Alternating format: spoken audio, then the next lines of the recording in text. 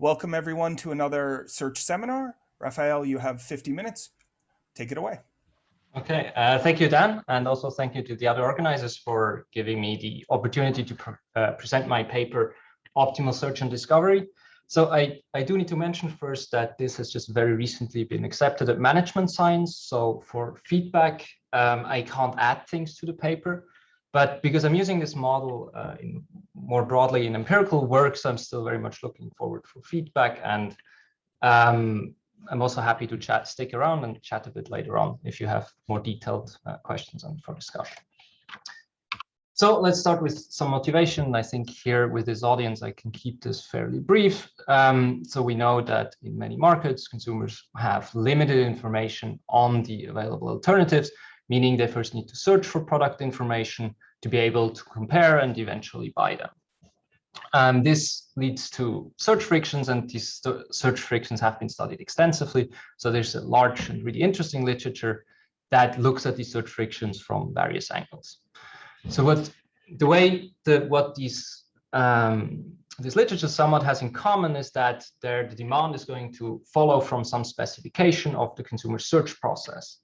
Roughly speaking, we can have this consists of a mode of search, so the way the actions and consumers can take to acquire information, but also on assumptions of what information consumers actually have at the start of search. Here seems like the two main assumptions that are being worked with is that consumers are assumed to have no prior information on the available alternatives. So the only thing that they're going to decide is when to stop searching. But on the other hand, and this assumption is being particularly used more recently, that it's assumed that consumers have partial information on all of the available alternatives. So think of consumers know prices of all products, and then based on knowing all these prices, they also decide on the order in which they're going to search across these products. So what I do in this paper is I study a search problem that nests both of these types of search, but also generalizes it by introducing limited awareness. And before I'll try to convince you that limited awareness, that this is actually interesting, I'd like to walk you through a simple example of how the search process is actually going to look like in this case. So here, consider a consumer that's looking for a mobile phone. And let's assume the consumer is initially aware of only a single alternative. You can think of this as the consumer having seen some ad, let's say of the iPhone, right? So he's seen this ad, it gives him some rough information, tells the consumer, well, this product exists.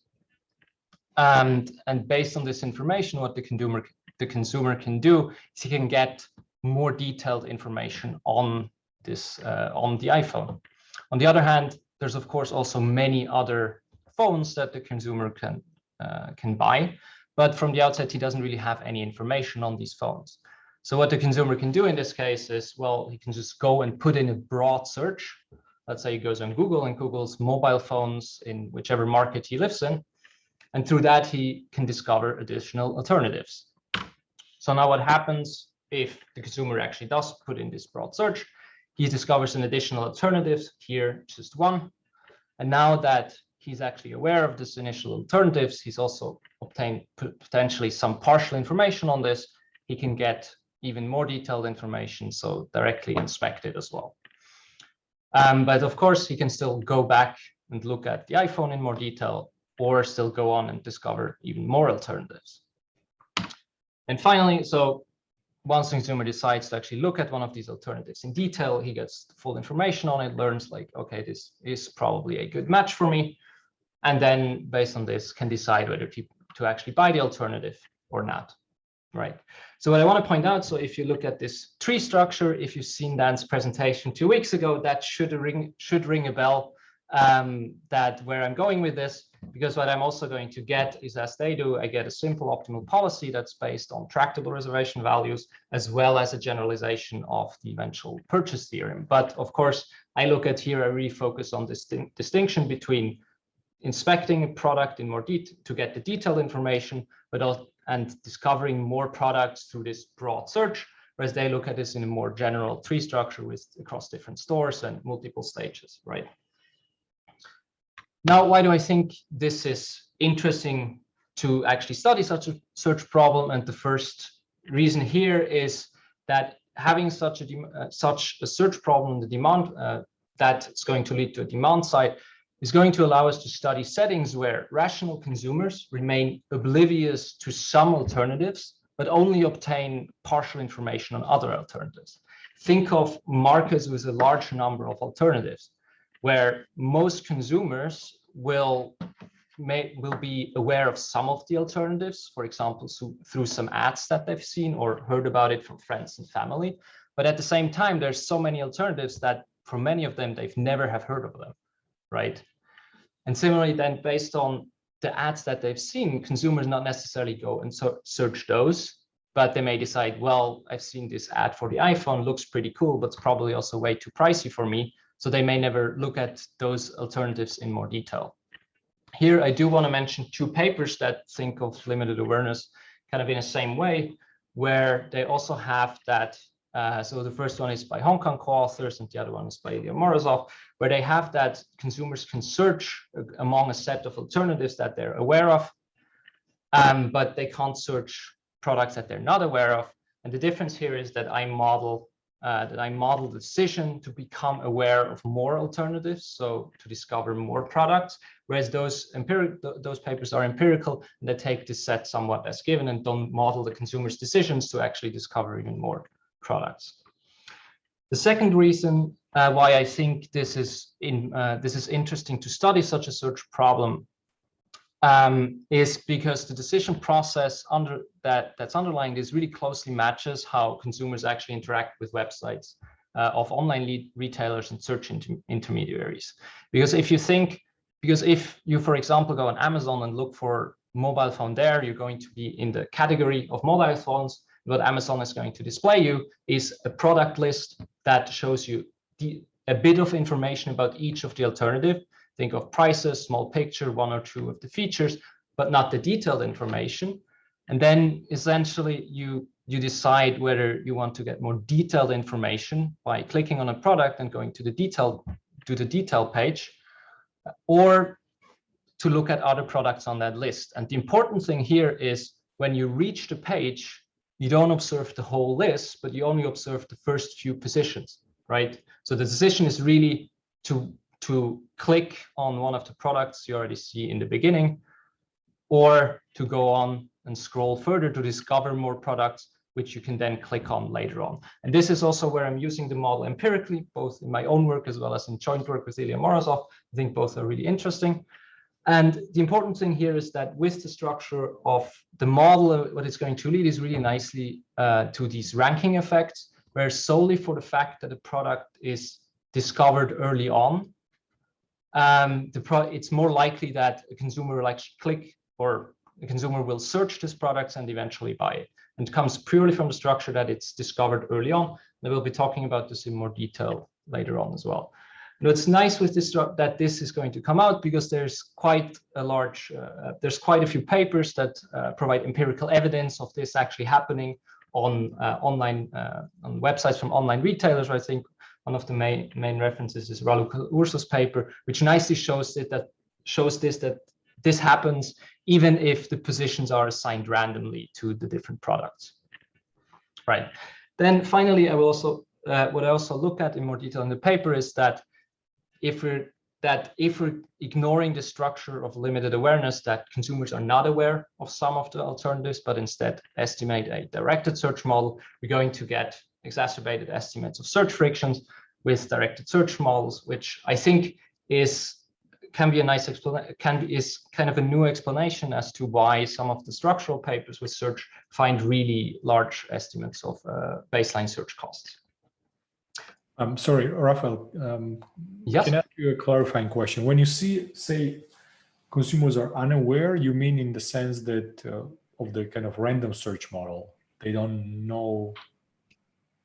Or so what to be a bit more clear on this, yes, I mean they're not aware. If they're not aware of a product, they don't have any detailed information on it, but they also don't know that it even exists, so they can't go and directly search it.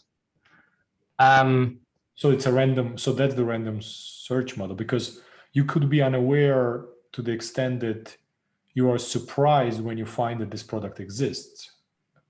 Yes. So in that sense, not what you are considering as unaware. No. Because if you are unaware that something exists, your optimal search behavior will be very hard to compute, because you cannot use any prior on whatever, because you have no idea that it exists.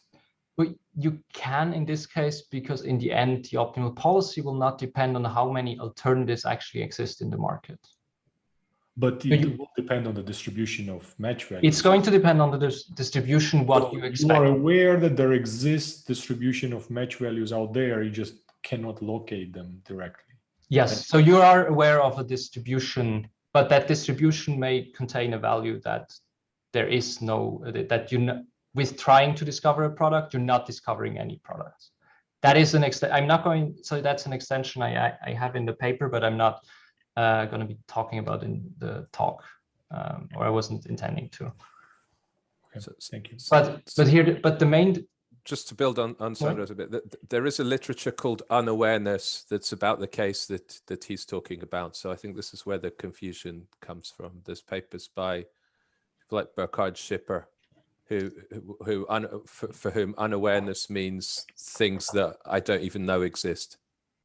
Yeah, so I had a colleague in Vienna, Martin Meyer, who had a paper of that kind. Probably with Burkhard. Quite funky game theory when your opponents can make moves that you don't even know could so there is a literature that uses that word to mean something very specific and very different from what you're talking about. Okay.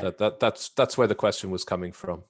Okay, thank you for clarifying. Yeah, so now, here what I mean with unaware is really the key is that you can't go and directly search that product, which differs from Weitzman, where you would be able to directly open the box later on. And another way of thinking of this would be that we have Weitzman boxes plus a big box that contains Weitzman boxes. That would be another way of thinking about this. Okay, so then just briefly to the outline of the remainder of the talk. So first I'm going to formalize the decision process underlying this, what I call the search and discovery problem. And I hope details will also get a bit more clear when I do this. Then I will present the main results, which are essentially two. The first one being we have an optimal policy that's characterized by tractable reservation values. Then what I want to talk about a bit is why we actually get a reservation value-based policy in the end here in this case. And I don't have a dedicated literature slide here, but I will be talking about related literature when I explain why I get to these tractable reservation values, because there it's really going to matter the assumptions that I'm making to get there, and those are different from other search problems studied in the literature. Then the second main result is going to be the generalization of this eventual purchase theorem, where I think the name was coined by the joint co-author paper, but the same result has been derived independently by Kleinberg and co-authors, as well as Armstrong. And then finally, if I hopefully have enough time, I will be talking a bit about the comparison of this search and discovery problem with random and directed search, where I'll be focusing on these ranking effects that I've already mentioned on earlier, as well as talking a bit about the empirical implications. So before I continue, maybe this would also be a good point to stop briefly if there are any other questions.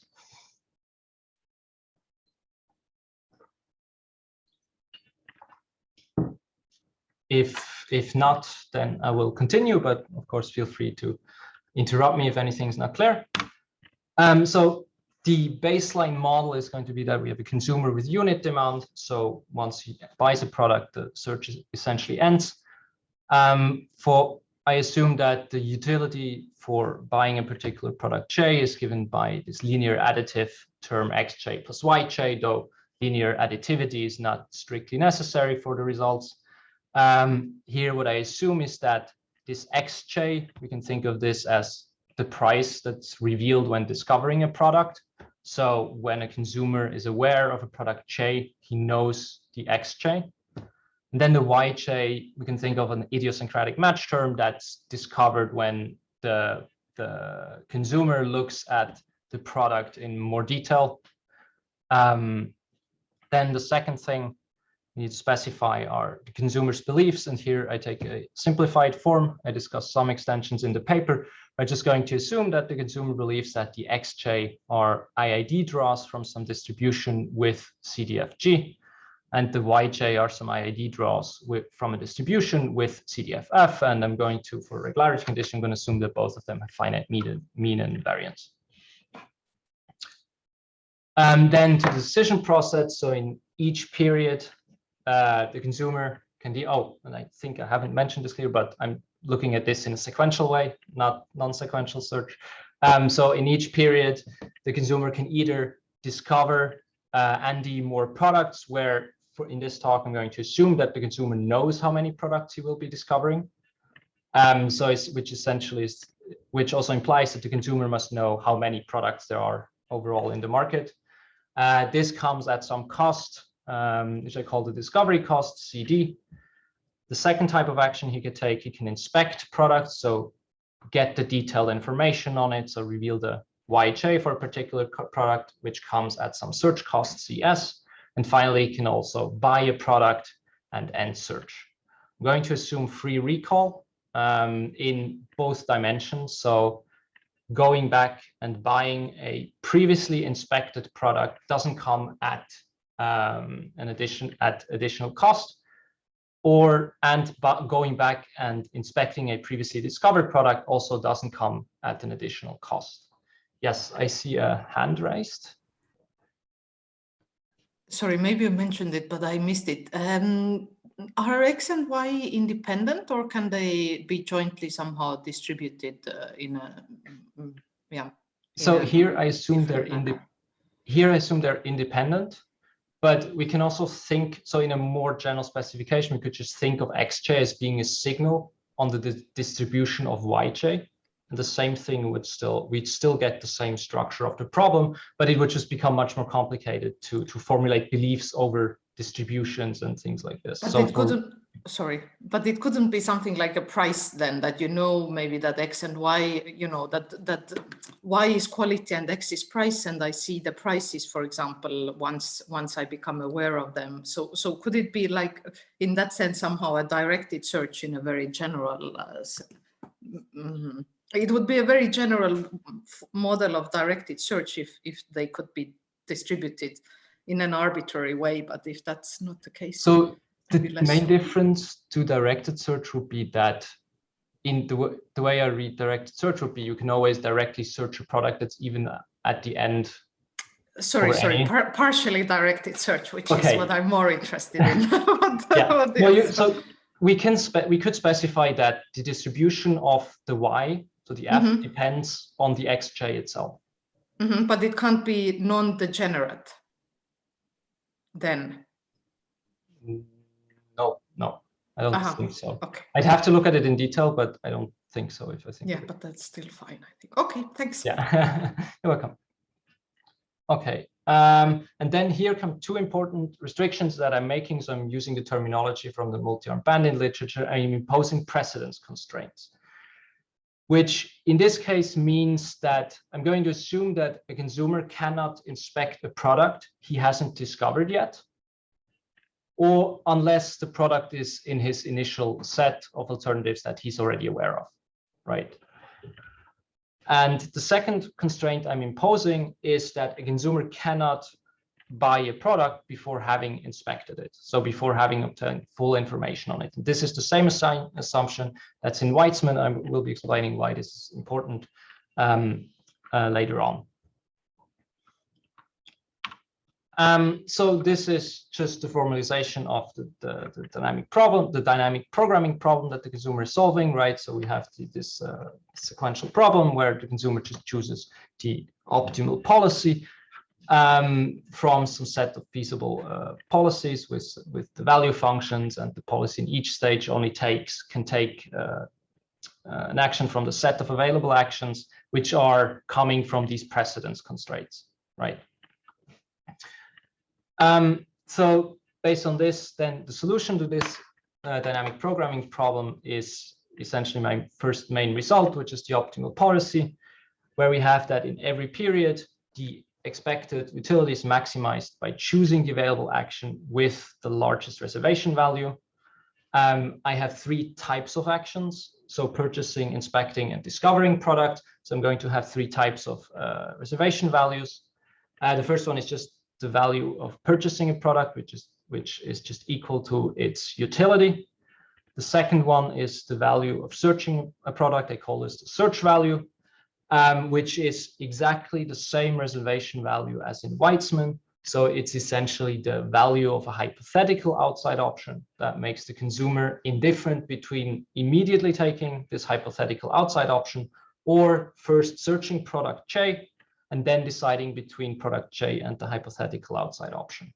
In other words, it's the value of this hypothetical outside options that sets the net myopic gain of searching product J over taking this hypothetical outside option to 0.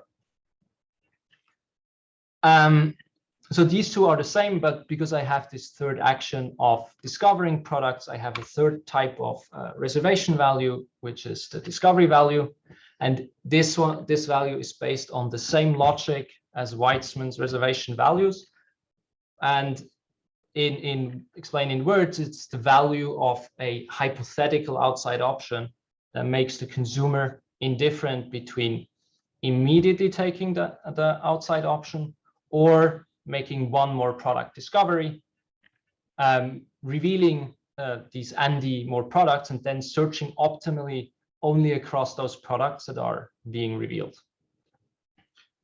And then, of course, there's also still the hypothetical outside option that the consumer then could choose. What's important here is that this discovery value doesn't depend on the availability of any future discoveries, which makes it a lot easier to look at, because it's in that sense also a myopic comparison that doesn't take into account the whole future of the decision process. So overall, I have like these three reservation values, which makes it quite simple, particularly empirically, to deal with this optimal policy, because we don't have to take into account every possible search paths that can go search first this and then that and etc. You can just compare always in every period, just compare these different reservation values based on which we'll immediately know what the optimal action will be to choose. Now, why this actually works, and the key here really is that the available actions are independent in every period. What I mean with independent is that choosing one action one of the available actions doesn't change the payoff state of any of the other available actions. What this means is that this essentially gives me that the whole problem is essentially a multi-armed bandits problem, and I can directly apply the results from that literature, where in particular I used the branching bandits framework from Keller and Oldale, and which directly gives me that a Gittins index policy is optimal. And then if we translate, then we can reduce these Gittins index values essentially to these reservation values that I find.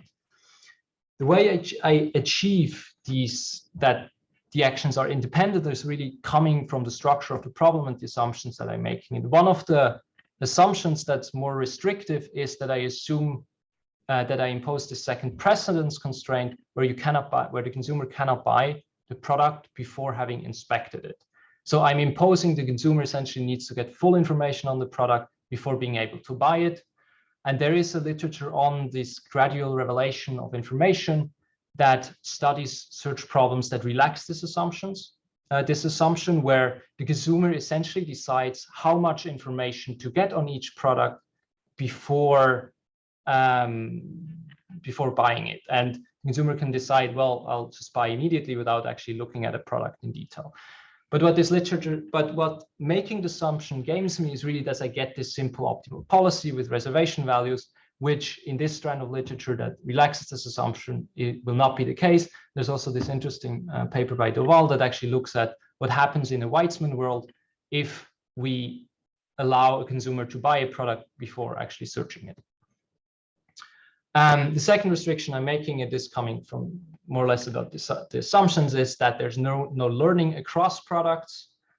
So searching one product doesn't reveal information about any of the other products that are out there, and also doesn't reveal information about the products that still could be discovered. right? It's the second restrictions that I'm making. And finally, also free recall, right? And it's pretty known that if you don't allow for free recall, then actions won't really be independent anymore. The second reason why I get a more simple policy, so this gives me that I have a gittins index policy, which reduces immediately to the purchase and search values reduce immediately, because once you've searched the product, you can't do anything more with it than actually buy it. But for discovering actions, the general gittins index formulation would actually take into account all these future possible discoveries that would still need to be made. And the reason that I actually get this simpler discovery value that's based on this myopic comparison is because I impose a monotonicity condition, which essentially says that the value of discovering products weakly decreases over time. In the assumptions I stated here, this is immediately given by assuming that the consumer beliefs are that the xj are IID draws from some stationary distribution G. But we can also relax this and say, well, it could be that the consumer expects later on to discover worse products, which would fit nicely in an online setting where many retailers actually try to personalize and show better items on top. And if consumer actually notice, then they will expect worse products to be shown later on. And in that type of setting, this would still really hold. And the logic that this holds is kind of similar, like in the literature on random search with not from an unknown distribution. So where a consumer would learn about the distribution he's drawing from, which they're one of the more general papers, Big Chandani and Sharma, which find that for learning rules that also satisfy this monotonicity condition, except in the case when you actually, in the period that you actually buy a product, where also so this monotonicity condition is also going to hold. So the logic is the same, and it's really the logic is that if you decide to stop now, you're also expecting that it would still be optimal to stop tomorrow, and so on and so forth. Maybe this is a good point to stop again if there's any questions, or at least that I can drink a sip of water.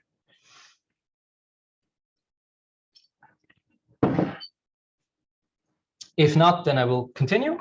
So then to the second main result, which is the generalization of this eventual purchase theorem.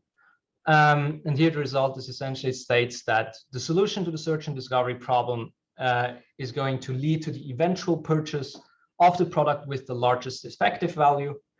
And what this gives us is really that instead of having to take into account all these possible search paths that could lead to a purchase, we can just look at these effective values and say a consumer optimally solving the search and discovery problem just picks the product with the largest effective value.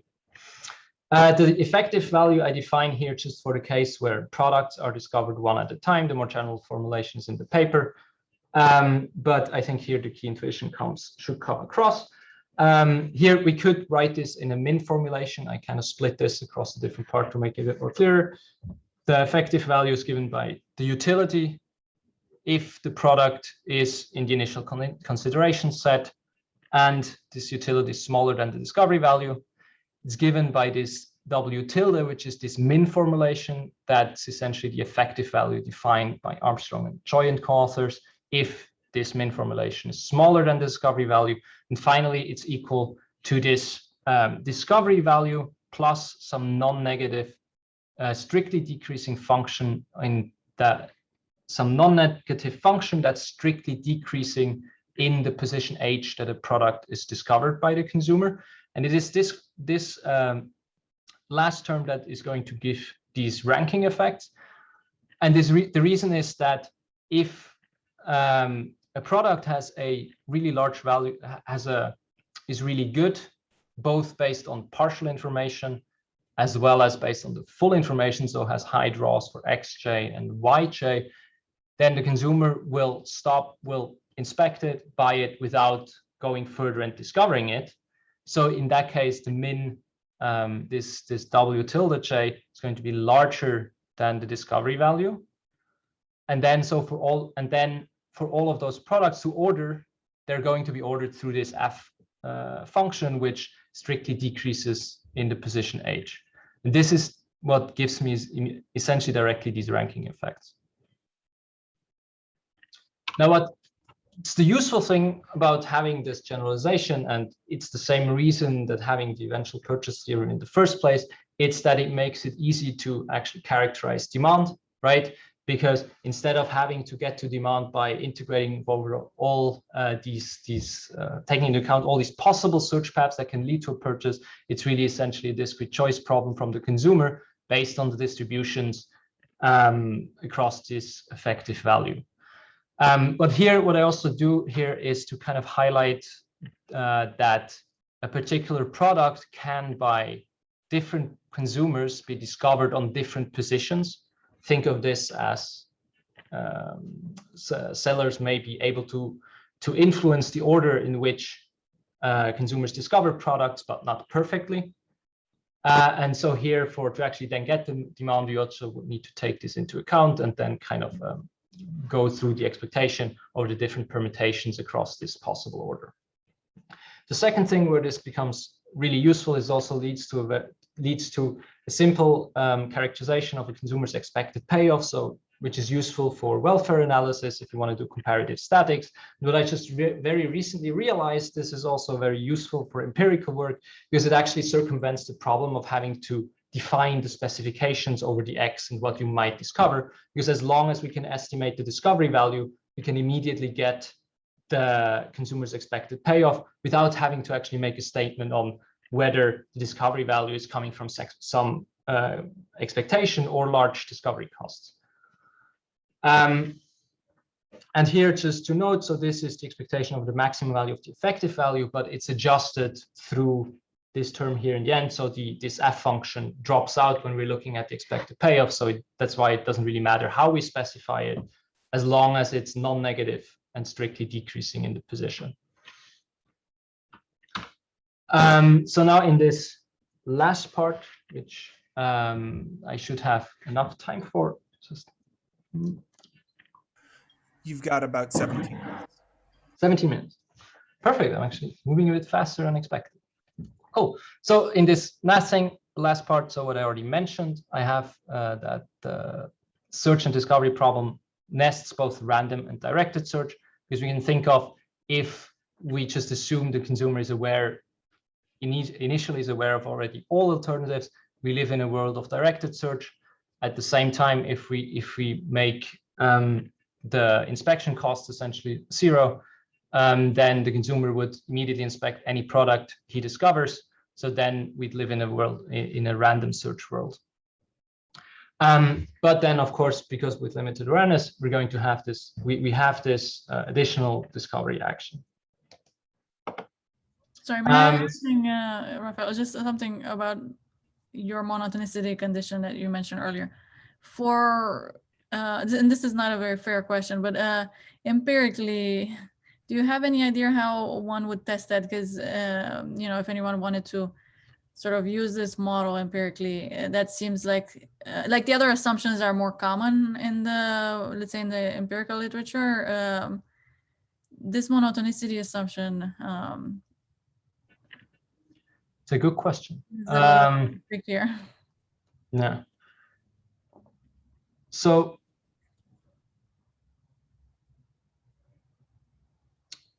I can't think of immediately of a test for whether this would hold from that could be done by observing consumer search behavior. But it's a good question. So that would be relevant empirically.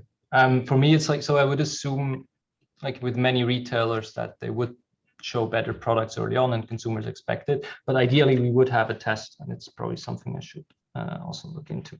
Thank you. Yeah, that could be very useful. Or even, you know, some examples of when it wouldn't hold, I don't know, that people could check for or something like that. Yeah. No, that's a very good point, because this is important to get these simple discovery values. But I also, I haven't mentioned this, but in the paper I also show that even if this monotonicity doesn't hold, we can actually, I show like a formulation where we can kind of get an upper bound of what this discovery value would be. And so with some specifications, we might check whether this upper bound is just close to the one we're estimating. So that might be one approach, but I would need to look at it in more detail. That's nice. I think that would also be relevant for something like sponsored results on a page that might be of lower value than the organic ones, just as a side note. Yeah, that good point. Yeah. Okay. Then continuing. So both random and directed search are nested in search and discovery. And then what I've alluded to earlier on is that this search and discovery problem nicely leads to these ranking effects that we observe in the empirical literature. And here's really, this comes from the consumer stopping search, potentially stopping search already on top of the page. And as long as there's some probability of a consumer looking at a product on top and immediately buying it, we're going to observe, the model is going to generate these ranking effects. And to go back to the mobile phone example in the beginning, so we could have that based on the iPhone ad the consumer saw, he thinks, well, this is pretty good, goes to an Apple store, is convinced, well, this is a good match, buys it, so he's never going to consider any of the other alternatives, independent of how good they might be, right? Unless, like, okay, he expects this fully how good they might be, that's then the special case again. But because of this happening, it's going to be that the probability of stopping at any position, having stopped at any position before reaching a particular position, is going to increase throughout search. And it's this increase of the stopping probability that's generating these ranking effects in the search and discovery model. The same thing happens also in random search, right? Where through the stopping probability, products that the consumer searches later on are less likely to be bought because many consumers will have already stopped searching before ever reaching that point. But of course, with random search, we wouldn't really be able to explain why consumers don't, on an online website, don't just click randomly across everything, right? So for there, we really need these two stages from the search and discovery model. So the search and discovery really provides this nice rationalization of ranking effects. What's also nice here is because of this stopping probability, it generates that the size of the ranking effect is going to decrease in position, meaning the demand increase for a product when it's moved from the 100th to the 99th position is going to be smaller than from the 5th to the 4th. And this is really because very few consumers in probability will actually see the 99th position unless search costs are extremely small, right? And this is also kind of what we see in the data where position effects early on are more strong. So we see like it's also in Rollicos paper where the click and purchase rate have like this nonlinear decrease over the positions. So the model should be able to match this reasonably well. Quick question on that. What if just search costs were getting higher as you went farther down the page?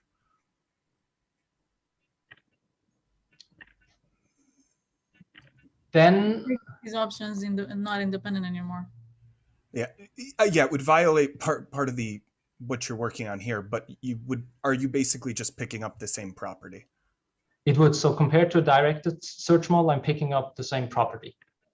This is what I wanted to talk about next, is that so in a directed search model, we don't really have these stopping decisions, but it's still suitable to model ranking effects because you can assume that there are position-specific search costs which explains consumers not clicking on the bottom of the page because the costs down there are it's just a higher cost of clicking down there.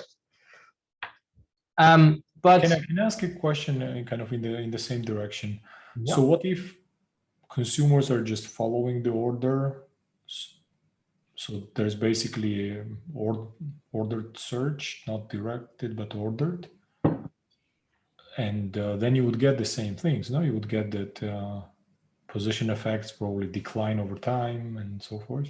So I don't fully understand what you are explaining above, like a standard prominence kind of model, which is much simpler. Yeah. And would generate this. So imagine that consumers just follow the order. They search in the order that's prescribed. Yeah. You get the same stuff. without any discovery, business, anything. Like just it's a normal search, but in the order that the website gave you. And Yeah. this could be justified by the order being on average correct, so you want to follow it.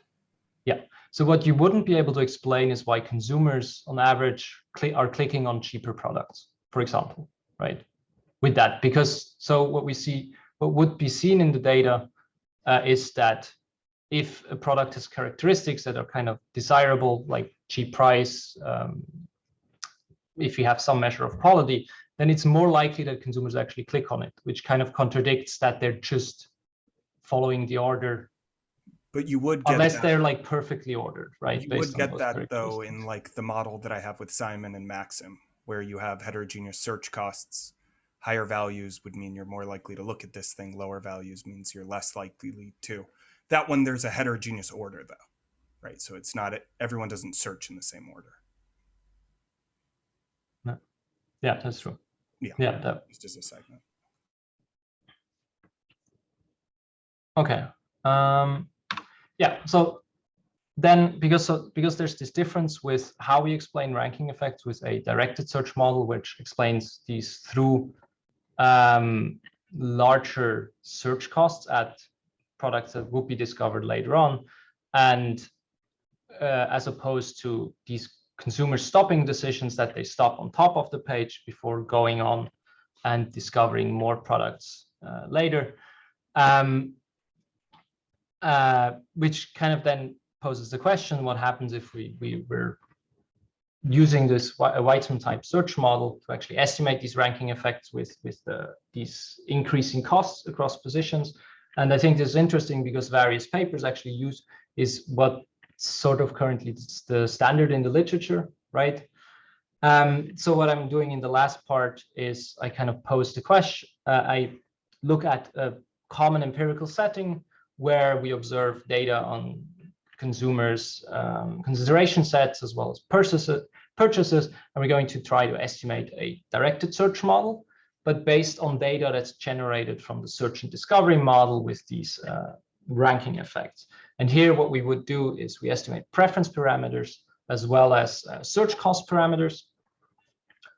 And the key here is how the directed, so I'm focusing here only on directed search. I do have random search in the paper. The key here is really how these models rationalize the purchase of a particular product.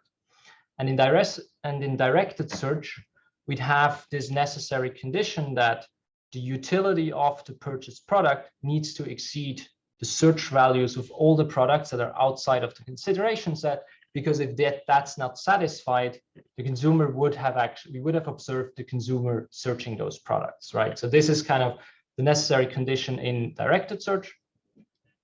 And what happens here is if we have an empirical specification, so it's going to have observed characteristics in both the utility here as well as the search value. And what the model then does is by comparing this inequality is it directly relates differences in the characteristics to inferior parameter estimates. But the problem here then becomes if consumers actually stop on top of the page and never observe the products that are further down, what can happen is that if there are, for example, cheap products down on the bottom of the page, it can very much happen that because there is this direct relation, it may lead to biased estimates of price sensitivities. So the model would explain, well, they're not clicking down there because they're not very price sensitive, or that they're not clicking down there just because they have very high search costs. And this is essentially what, sorry, what I kind of show in simulations is, of course, these are just some simulations, some parameter values, and when we're using this empirically, we need to look at each setting individually, because if there are only very few alternatives, then limited awareness might not be much of an issue, right? If there's 3 alternatives, and we can more or less safely assume that most consumers will be aware of all 3 of them. But what's fairly common here, if we have more alternatives, then limited awareness becomes more of an issue. And what happens really that the model is going to explain consumer not searching through very large baseline search costs, which I think is also what we see in several of the structural search papers that have estimates of baseline search costs that are really large. Of course, there are other explanations for this happening, like lack of data. There's a recent paper that looks at prior information that consumers have prior to search and prior beliefs. But this is more or less what I find with these simulations.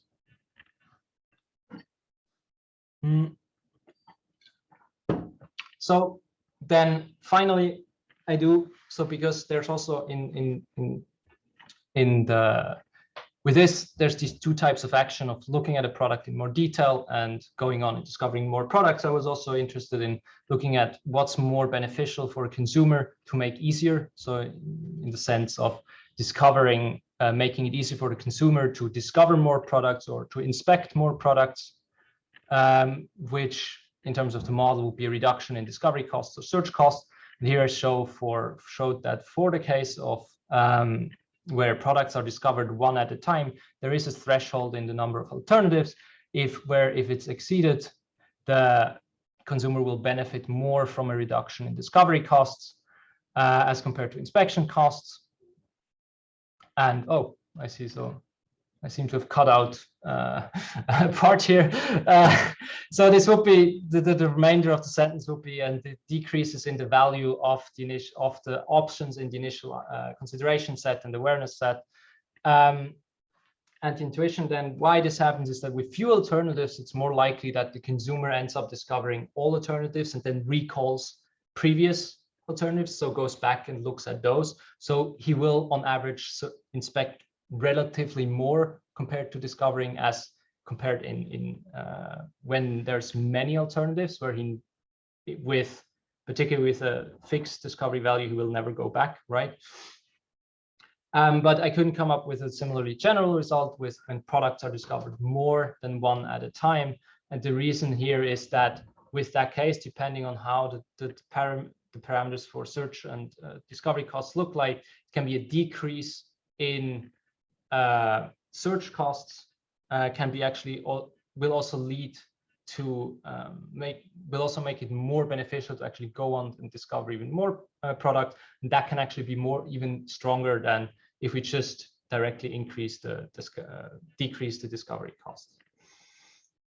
Okay, with this, I think I'm perfectly in time. So this is my last slide. So just to recap, so what I do is introduce the search and discovery problem. I find an optimal policy that's based on reservation values, generalize the eventual purchase theorem, and kind of like this. What I point out is that this model nicely rationalizes the observed ranking effect. And what this is kind of what I see. So this framework really provides a nice basis for further research, where I'm working on the empirical implementation, also part jointly with Ilya Morozov. And then also, but this is something I haven't looked into, is then equilibrium analysis, right? So what happens with advertised, non-advertised prices and things like that also Dan has been working on. And I think there are some really interesting things to be done there. And with this, thank you for your attention. And I'm happy to stick around. So if you have any feedback, questions, yeah. Thank you for a great presentation. We now open it up for questions.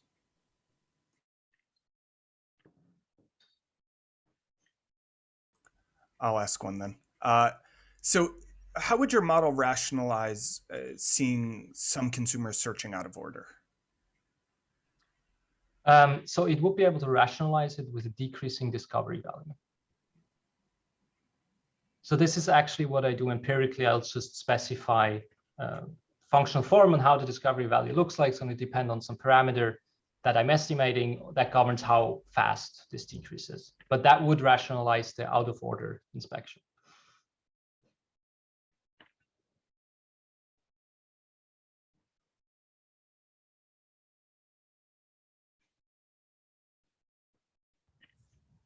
So more on the empirical side,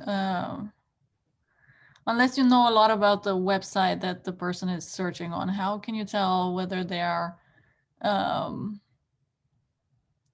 I don't know, trying to discover something or they're trying to inspect an option? Because you kind of don't know the initial conditions, like what they know initially. Right, you kind of just observe a person coming to your website, and you don't know what's the set that they know, what's the set that they're trying to discover. Well, here that makes sense, but yeah, no. So yeah. here a lot of it would come kind of from the structure of the website. So you would assume, well, they see the first 3 top products, and that's what they're aware of initially, and then the rest comes. Of course, it's hard to know. Like, it would be difficult to know which of those products that they might discover they've already seen in some other context, right? So I think that's kind of common with these empirical papers that. Yeah, from the website, I can obviously see that. Yeah.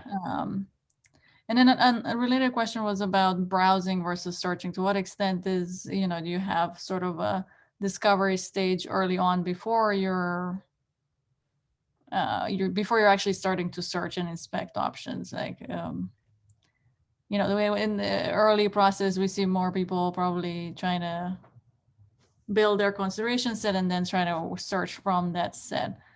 Yeah. You Yeah. have any thoughts about browsing, I guess? Yeah. So here we can get this by, again, saying the discovery value decreases. So if the discovery value initially is very large, you're going to first just discover a lot of products, but at one point it's going to decrease like small enough that these discovered products have the search value is going to exceed the discovery value. So this could be to some degree rationalized with this model as well.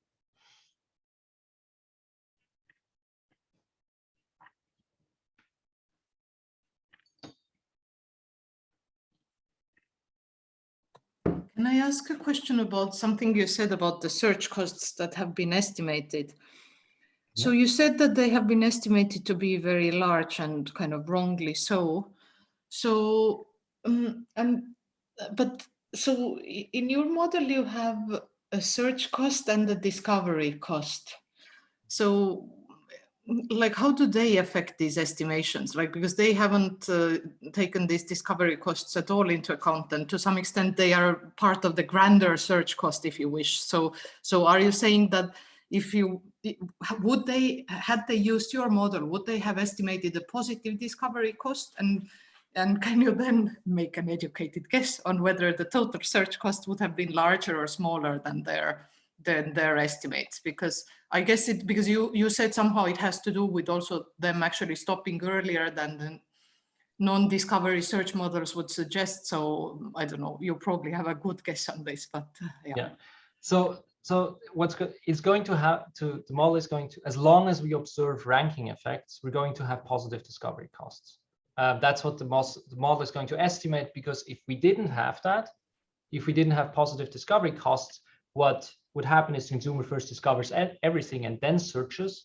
Mm-hmm. So in that case, there wouldn't be any ranking effect. Sure, exactly. How the costs that come out of this model compare to those directly from estimated on actual data with directed search, I can't say at this point. But from what I have in the paper is that the costs. So what I do in the paper, and I have the additional slide somewhere, the simulation. So this is just the parameter specification. So but what I find is that everything normalized by second coefficient, which is kind of a price coefficient. But I have, so the costs in the search and discovery model, which is based on which I generated the data, are much smaller compared to what happens in directed search, which here this is one. The first one is one without ranking effect, and the second one is one that accounts for ranking effects through this specification of the search cost. So this is quite a bit larger. And here actually, but the opposite as compared to random search, then I see that the 0.9 is like twice as high as the random search almost. Yes. Okay. So with random search, the costs are much closer to what with generated with search and discovery. This comes really that random search also has the structure of stopping, right? That you can stop on top of the page without having ever seen this bottom. But what happens with random search, it's going to assume, it's estimating that the outside option, which here would be the third parameter, is much larger, and it rationalizes consumer stopping search early through a very large outside option. Okay, interesting. Okay, thank you. You're welcome. There we go.